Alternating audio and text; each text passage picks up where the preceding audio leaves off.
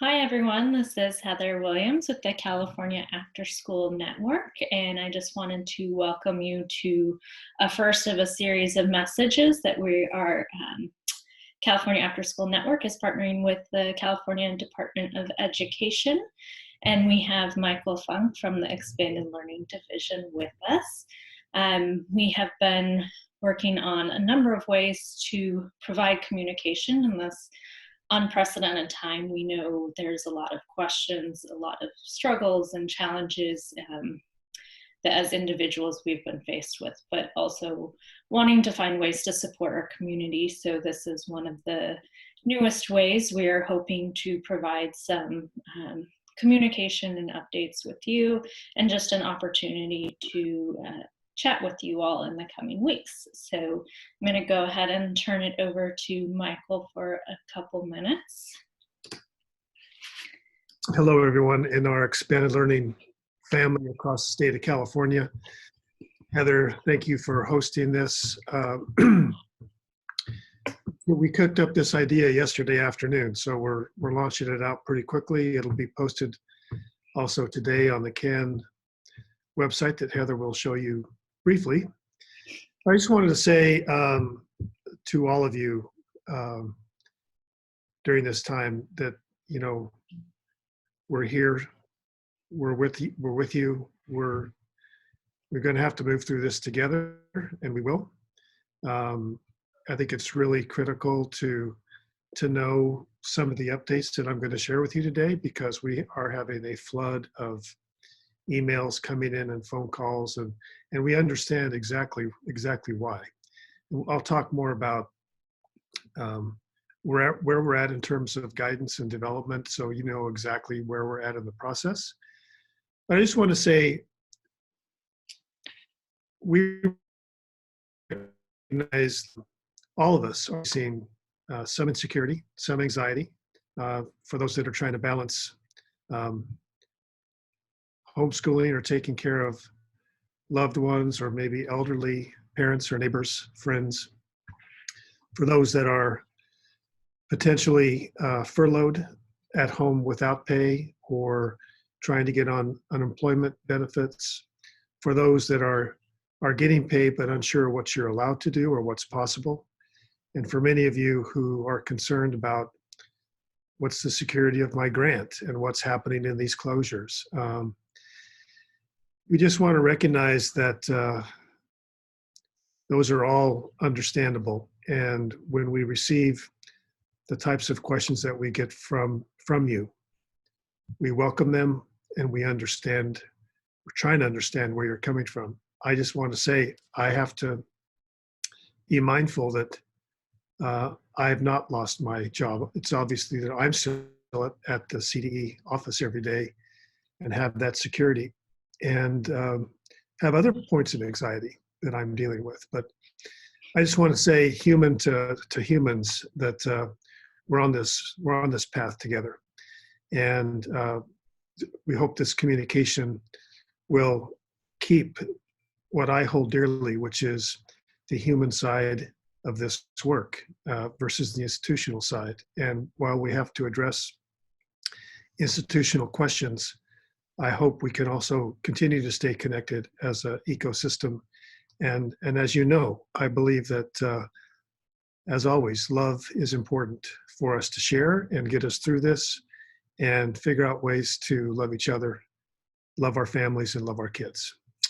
So with that, you know, I'm going to be on here every week, and there might be a time we're thinking about bringing in people from other parts of the state to share the screen as well, and maybe hear some stories about what's happening.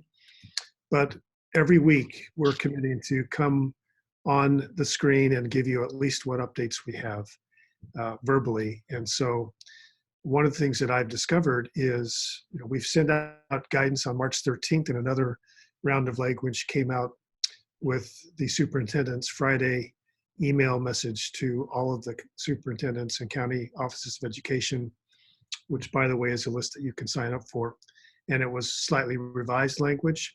There's a lot of questions that we can answer with that language. that have come through. And even some of you who have read the language still have had this sense of, I'm not sure exactly what this means, or there was just some level of affirmation or comfort that came through having a conversation about it with someone in the department to know exactly where you stood. So that's why we hope having these conversations will at least be helpful to you. And of course, if these conversations and my comments bring up even more questions, we welcome those as well. So Heather, do you want to show them your webpage? Let's jump right in. So I'm going to share my screen, and I'm going to share two things. So CAN has been trying to collect resources, collate them, kind of make them hopefully easier to find. So we know there is just a ton of information out there, a ton of information coming into everyone. I know I'm personally sometimes a little overwhelmed with the amount of information I'm getting on a daily basis. So trying to compile resources that may be helpful for you, including updates from CDE. So when you go to the CAN website on our homepage, you'll see links to our resource center right away, but you can also find it up at the top. And we're in development of a number of different subpages to provide support as well. And so you should, some of these items that you see in the menu over here will be rolling out in the next week or so. But I did want to highlight that as updates come out from CDE, we are updating our website as soon as those are available. So the most recent language that came out from CDE on Friday that Michael just spoke about is here on our website. We'll also be posting this video and the future videos and other any other ways we come up with for communicating with you all. Those will be housed on this website as well. So with that, I do want to pull up, just so it's a little bit easier to see. This is the guidance, Michael, that you were just referencing that came out. And so this is the particular language that came out on Friday that is supposed to expand on some of the guidance that came out on March 13th. So I know we have a few questions that kind of represent a big chunk of questions that came in, but before we jump into those questions, is there anything you wanted to say specifically about this guidance? Yeah, thank you, Heather. I do. I want to say that, the centerpiece, what we did, we broke this into two different parts. Grant protection, to just be really clear that after school, the ACEs and 21st Century Assets grants are all considered protected during this time of closure. We're still working with the mechanics of how to do this, but the one thing that I want to state is if you're familiar with the attendance relief process, well, let me just back up. We've had some questions that indicate there might be a bit of confusion, but just to clearly state, if you had some issue with or problem with meeting your attendance, you may or may not remember that this does not take away any of your grant for the current year. So this closure would not affect your current grant. So that's why we call attendance relief, because if you fall short of attendance goals, that triggers a grant reduction process for the next fiscal year. And what we've done is we've been really clear that anything COVID-19 related, either with a closure or reduced attendance that happened as we were leading up to closures, will have attendance relief applied to it. And there was a bill, there was a bill, emergency bill passed, Senate Bill 117, that specifically put this language in that bill and also waived the requirement for any of the grantees to fill out attendance reduction or attendance credit paperwork. So if you would have been a district that might have been a victim of the wildfires or some other reason for closure, smoke, or some type of labor strike or something, you would have been responsible, or you were responsible to fill out a form for every school site that was closed. that's now waived. There's no paperwork to do. We will work on how to calculate this, but you just need to know that and just rest in the fact that there's nothing for you to do, no paperwork for you to fill out. Your grant is protected. And then, of course, we put out the original message said we encourage grantees to develop local solutions to pay hourly staff and classified staff, partner agencies, community-based organizations. We changed the wording a bit just to be more clear and to say it is permissible for grantees to develop local agreements. Now, some of you have contacted us and said, well, listen, it doesn't look like the district is going to pay us for the full amount of hours we would have worked, or it doesn't look like the contract we have with community-based partners is going to be the same amount of money, or these types of things. And people have said, is there anything that you can do? And my response is, the decisions and the agreements have to be worked out locally. The state cannot move in and require the grantee to do anything on this paragraph. Having said that, I've had conversations with many grantees who were making decisions based upon the fact they weren't quite sure what they were allowed to do, or sometimes based on the fact that a local board or some other local official within the district was preventing them to do something they wanted to do. There are a number of unique situations. I would say that there have been instances where I've had conversations with grantees and shared with them what some districts have done, and it gave them some ideas on how to move forward. But what we're clearly saying is it is permissible for a grantee to do this. So based on this guidance alone, we have some other questions we believe we can answer. Heather, before we go there, I think it's up to you whether you want to leave this up now or not, but I'm going to pivot just to a brief message about what we're working on now. Sure, I'll leave this up for now. So for right now, including today, including just literally half an hour ago, for the past 13 days, including weekends and nights, and we've been working with the superintendent's office, the legal office here at CDE, the Department of Finance, and the governor's legal team to develop language for an executive order to be issued by the governor on two specific things. It's not permissible for me to share what those are, because the language even changed late last night. It changed again, and we're going through another draft. But it's really going to provide some flexibility and clarity in what you're able to do. And we realized that you've been asking questions that we haven't been able to answer. And the message has been, we're working on this. But I want you to understand the context is that when this language circulates, it goes from our office to the executive office to legal, then Department of Finance, then the governor's office, and that lap, you can imagine, even when it's operating quickly, takes a day and a half or 2 days to complete one of those laps. Everyone is all hands on deck in every one of those offices that I just mentioned, and working weekends and late and early to get this done.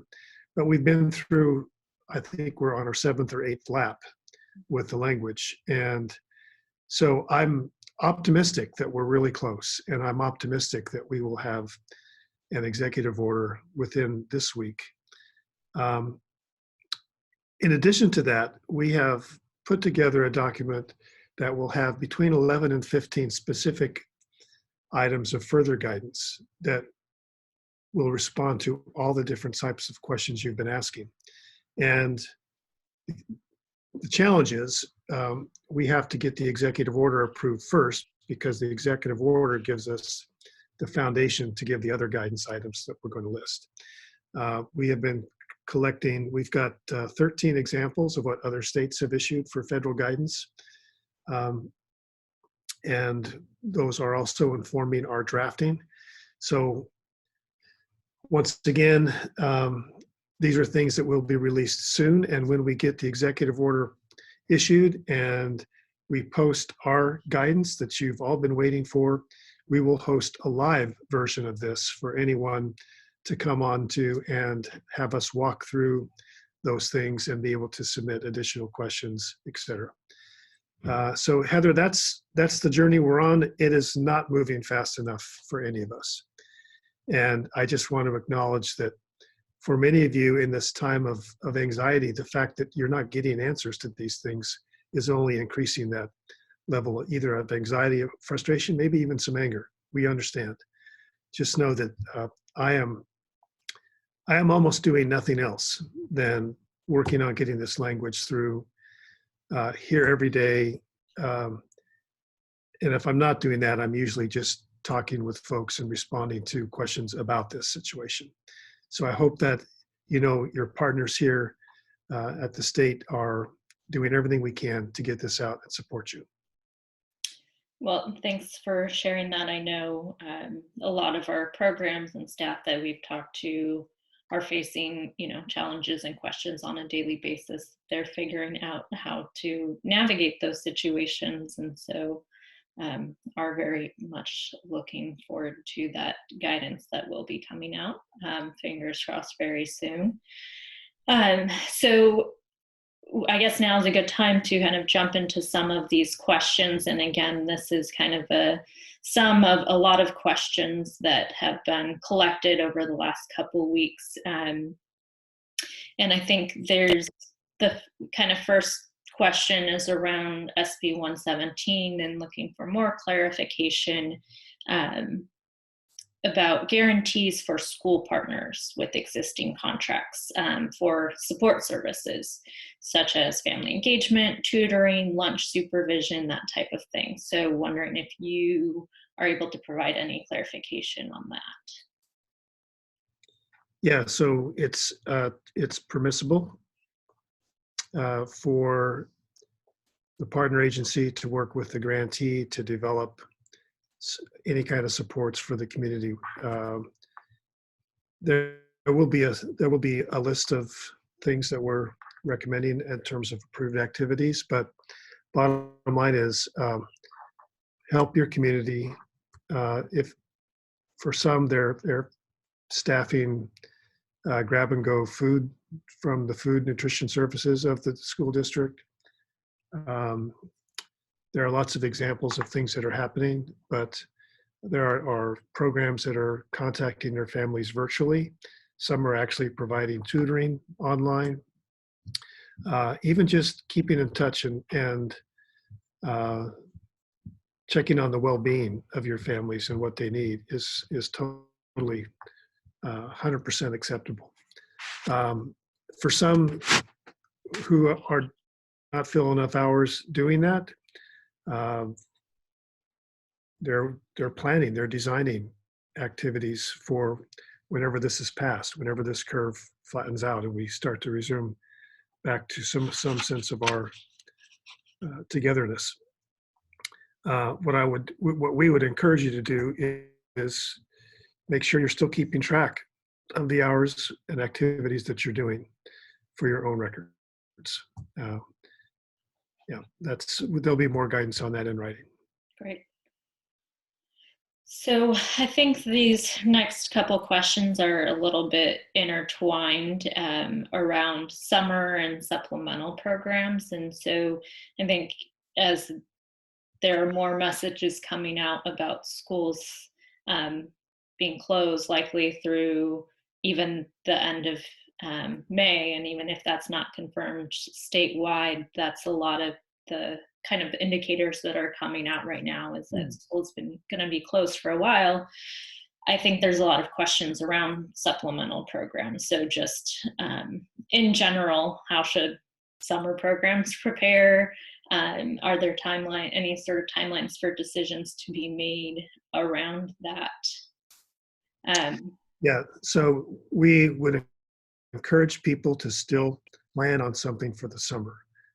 Of course, no one knows when we're going to be able to bring kids and students back and our staff back together to support them. But it's April 1, and we know planning has to be made. I've heard of decisions that this is getting down to the point where we have to know one way or the other. Of course, that's why we're hoping that our guidance can come out within a couple of days. But I think the contents for my answer is more about what our children and our families need versus the technical aspect of how the funding is handled. Because after most of you know that one of the things we focused on over the last year is summer learning loss, and we know that there's a lot of children who, even if districts are providing distance learning, it's not engaging for them, or they don't have the support at home or in their environment to understand how to engage with this. Any number of factors could be in place. What we do know is for many children, even during this time, with all the supports that districts are going to try to provide, kids will fall back. Kids will lose gains, especially in our low-income communities, and where there's just not as much resource. And so the summer is going to be more important than it ever has been. And to the extent that we can help prepare, you can prepare for something for the summer is really important. And of course, one of the things that is really critical for the summer is helping prepare the students and the kids to get back into school, because this, several people on a call, Heather and I and others were both on yesterday, were talking about the fact that getting back into school is going to be a real challenge, back into the rhythm, back into the patterns that students and teachers and families had before, because a lot of us have been traumatized through this and are continually being traumatized in some way. And our kids need so much more than just academic intervention. They need to really be supported as a whole child, their heart as well as their head and their emotions, and be able to come back into this sense of community again.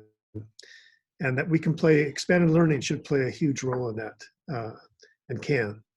I don't know if you're going to ask this next, Heather, but I can guarantee you that one of the questions that comes right even before this question about summer is, what about carryover for ACES in 21st century? I get the question many times a day.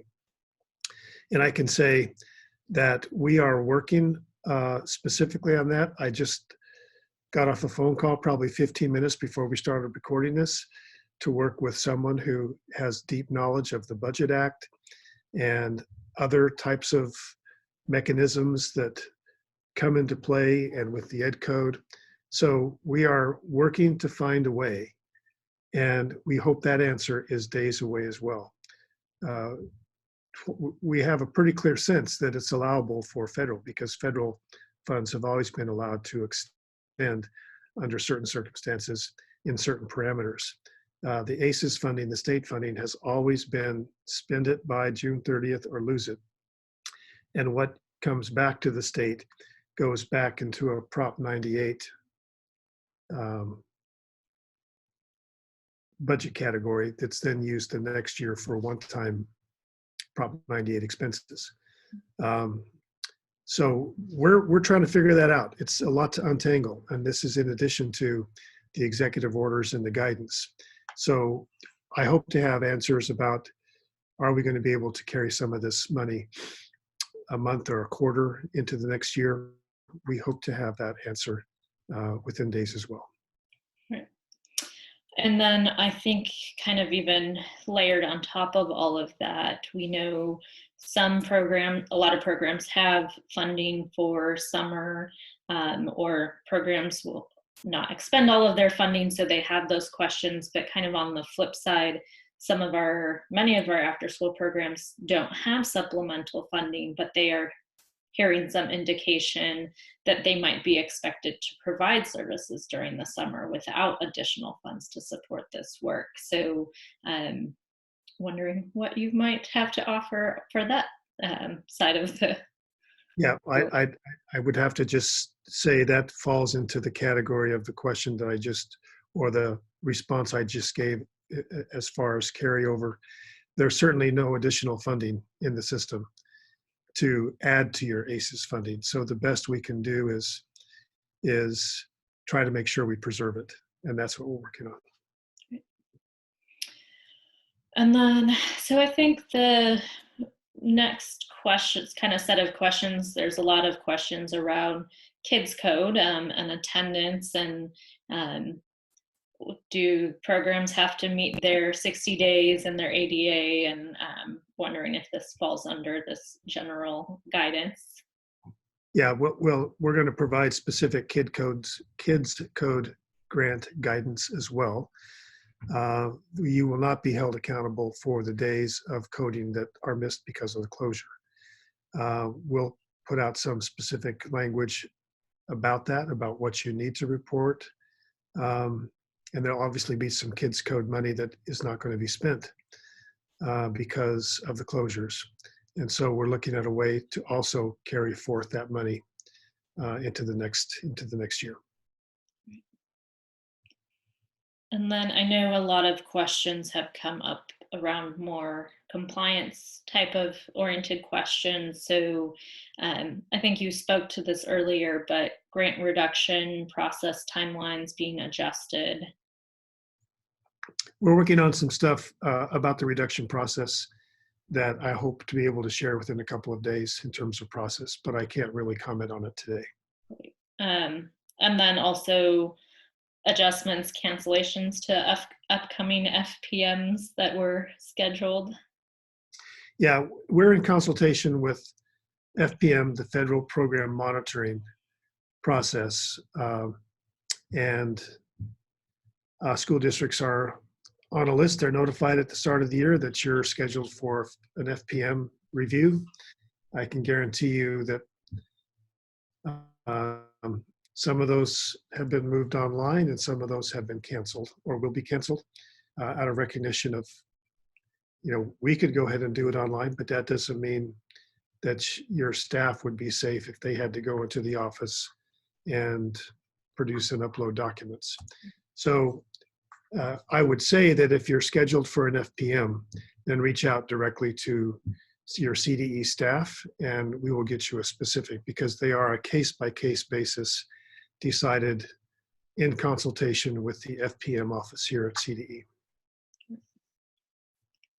And then I think the last few questions kind of all revolve around how, if programs are spending funds, how they might spend them, what that might look like. So wondering if sites and programs continue to purchase supplies and spend funds, even if their students are not in session or they're not serving any students. Yes, as long as the funding is spent on the benefit of children. I've heard very specifically and understandably, well, our school's closed. We could order stuff, but there's nowhere for it to be delivered, or there's no one in our fiscal offices to help process the order. And we recognize all those barriers. All the more reason we're trying to work on some type of extension of the June 30th deadline for the grant to close. But in the meantime, your school closure does not prevent you at all. Just like we're still encouraging programs to find a way to pay and use staff during the closure of the school. It's a great time to do planning and get resources. So I think there's a lot of flexibility there. You don't have to look over your shoulder. The same guidelines apply to what you can purchase when the program is open, still apply to what you can purchase when it's closed.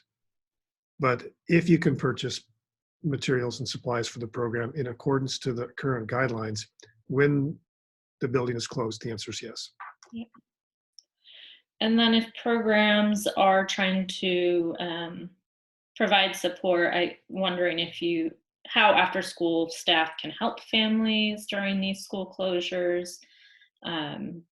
And then a couple of questions about PopUp Childcare. Yeah, so I'll put that in the same bucket and just say that is the language around this is exactly what we're negotiating with the governor's office, Department of Finance, and our legal. We've had many questions come in about, we would like to be part of the response for emergency childcare in our area. I would just say that we are working on this in that language, and I hope it's a couple days off or less from being released. Great. So that would cover things such as ratios and age ranges to be served. And the things like ratios and age ranges are actually going to be determined locally. Each of those, what emergency childcare looks like is overseen at the county level. So we're not going to provide that kind of guidance on the ratio, except what we're working on is the possibility of emergency childcare, not childcare in general, not a broad use in that sense, but specifically emergency childcare. And there's a definition of emergency childcare in each county. Great. Well, I think I'm going to stop sharing because I think that covers most of the questions that we had pulled out for today. So wondering if you thought of anything else during that chat that you wanted to share. Well, first, I just want a little bit of a disclaimer. Whenever you share things verbally like this in conversation, people can hear them different ways. And I suspect there could be some confusion or some different interpretations of something I said. That's why we're going to put out guidance in writing. The guidance that will be binding and directive will be what comes out in writing in a couple of days. I'm primarily trying to help you interpret the guidance that Heather put on the screen at the start in terms of what those things mean. We're just going to try to be as accessible and as transparent as we can during this time. I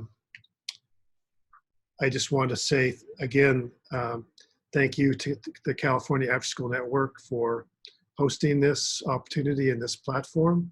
And we're sending our hearts and our love and our thoughts to each of you and your families, and just wishing you the best. Great. And for me, I just wanted to close this out maybe with a little bit of humor. I think humor is what has been helping me get through a lot of this. And so on a call yesterday, the question was posed if anybody had silly jokes or stories to share. So, and I did not have any, but Michael, I'm wondering if you have any sort of humor or share funny stories or a joke that you want to share with the group before we sign off. Thanks, Heather. To put you on the spot. Thanks a lot. Well, everyone's probably heard all the homeschooling ones, but I'll tell you the one that made my wife Claudia, who's home with Chennai as we speak right now, laugh the most, which was, if you see me over in the corner talking to myself, don't worry, I'm having a parent-teacher conference. Thank you. Yes, Right. That's a great one. And I'll just share, even though I don't have any funny stories, we've been watching a lot of funny TV shows. So if anybody needs recommendations, we have quite a few, but I would say Schitt's Creek and Superstore and Brooklyn Nine-Nine are at the top of our list. So if anybody needs some humor in their lives, I would recommend checking out any of those shows. So I think with that, we can sign off and we'll have more updates for you all soon. Thanks, everyone.